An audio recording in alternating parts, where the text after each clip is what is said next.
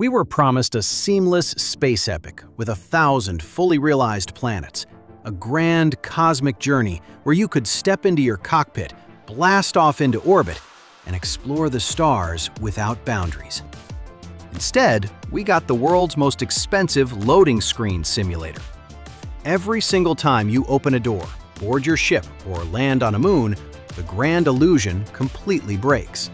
Internet forums instantly screamed developer laziness, claiming the team just cut corners to hit a release date. But the real culprit isn't lazy staff. It's an architectural hostage situation inside the code.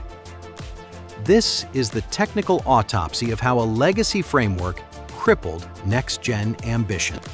When Bethesda Game Studios released Starfield, it was marketed as the ultimate next-generation open-world RPG, the next evolutionary leap for the studio that defined the genre.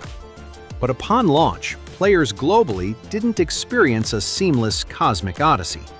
They noticed a jarring, repetitive mechanical bottleneck that completely broke the immersion of space travel. Exploration felt systematically broken. Every single time you wanted to board your ship, leave a planet, travel to a new moon, or even just enter a local storefront in a major city, your screen faded to black. The universe felt fragmented. But the data reveals a completely different reality. To understand why Starfield is structurally anchored to the past, we have to look past the flashy gameplay trailers and audit the actual technical foundation of a piece of software known as Creation Engine 2.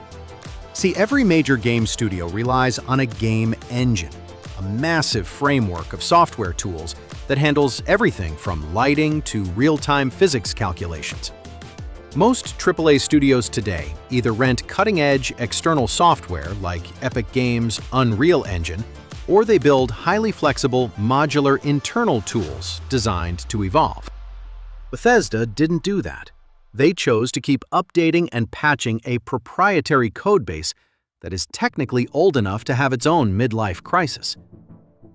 To really understand the present state of Starfield, we have to look directly at this code's ancestry. Way back in 2002, The Elder Scrolls III: Morrowind was built on a third-party engine called NetImmerse.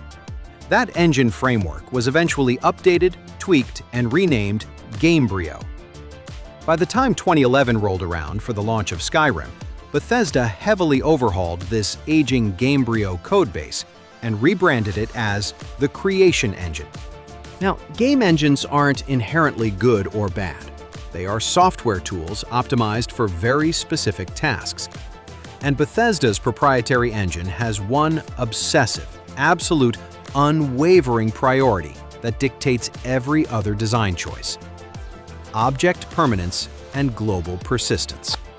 In a standard modern engine like Unreal, efficiency and performance are king. When you drop an item in a room, walk out the door, and close it behind you, the engine aggressively deletes that item from your computer's active RAM to save system resources. Creation Engine flatly refuses to let go. It burns a permanent tracking ID into every single piece of virtual junk you ever touch in the world. This is exactly why you could steal a sword in Skyrim, throw it down a random well, play the game for 300 hours, return, and find it waiting for you. The game world never forgets your choices. That specific architecture makes for unparalleled role-playing immersion, but it introduces an absolute logistical nightmare for memory allocation. Tracking millions of persistent item IDs takes an immense amount of system memory. If you try to load a massive, seamless world map all at once while carrying that much active database baggage, your hardware will instantly suffocate, drop to 0 frames, and crash straight to the desktop. This brings us directly to the infamous coffee mug problem.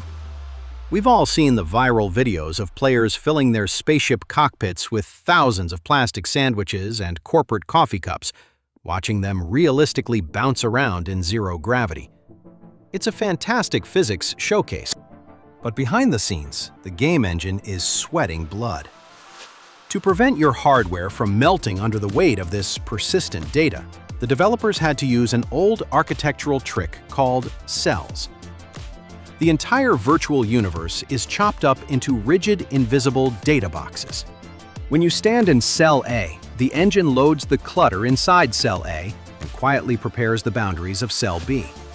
This grid system worked perfectly back when you were casually walking across the fantasy landscapes of Skyrim or jogging through the irradiated ruins of Fallout 4. Your maximum travel speed was limited to a horse or a human sprint. Because you crawled across the landscape, the data streaming pipeline had plenty of time to work. But Starfield introduced a mechanical variable the engine was never mathematically built to handle: spaceships traveling at thousands of units per second.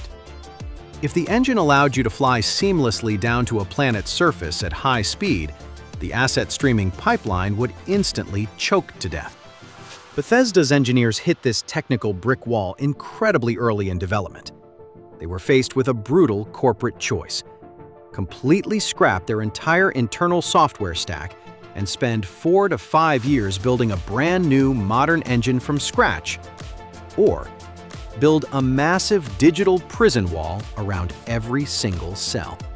Rebuilding meant throwing 20 years of specialized developer tools and institutional team knowledge straight into the corporate dumpster. It also meant delaying the game by years, which wasn't an option after Microsoft bought the company for $7.5 billion and demanded a system-selling exclusive. So, they chose the walls. Every orbital transition, planetary landing, and city entrance was intentionally locked behind a hard loading trigger. They isolated the data spaces so the engine could safely wipe its memory cache before opening up the next tiny sandbox. They hid the code's structural inability to scale behind a convenient fade to black. Starfield isn't broken because the developers got lazy. It's broken because it is a next-gen game trying to push modern visual boundaries while trapped on an architectural foundation that is structurally locked in 2002.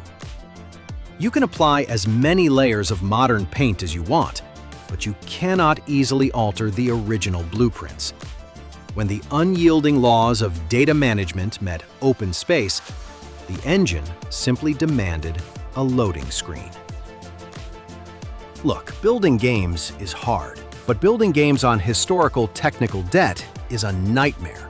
If you thought this video was fun or informative, give it a like and drop us a sub to see more stories of video game failures and successes in your feed. Until then, thanks for watching and see you next time.